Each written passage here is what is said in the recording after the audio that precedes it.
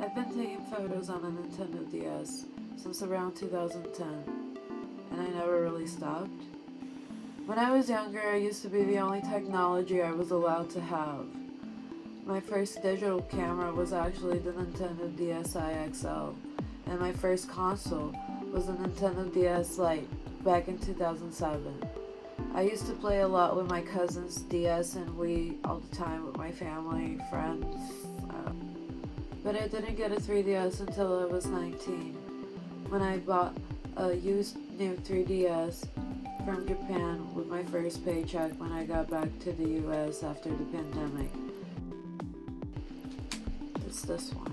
It has colored buttons, a flip-top joystick.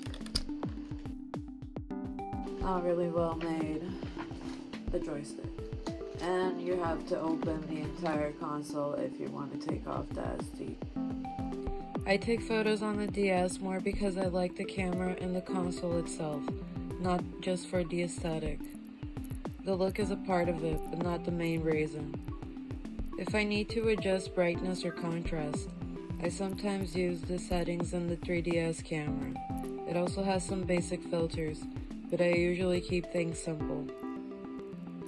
I shoot with the 3D effect on, so the camera saves MPO files. MPO stands for multiple pictures in one file, which basically means it stores two images together to create a 3D effect. Usually, I trust my phone more for color and lighting since my computer display is a little less saturated. An alternative for the MPO files would be sending them to my phone through a Google Drive. Then I open the file in an app called 3D Photo that lets me realign the two images and create a wigglegram effect. To transfer the files, photos, videos, I use this micro SD card reader. This is the one that was inside of the 3DS. I usually adjust the brightness, highlights, contrast, saturation, and I tend to go for lighter tones and slightly lower saturation so the pixels stand out more and that feeling of being an old camera comes out more. We're going more for pixels rather than quality.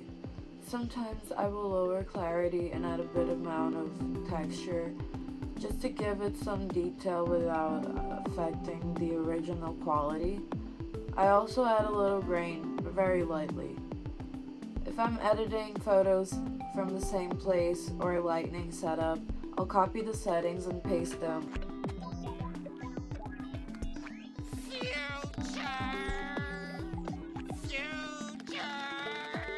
That's pretty much my full process. It's not complicated and I try to not overwork the images. I just keep the original and adjust it to feel enough, balance. Once I feel the balance, it's done.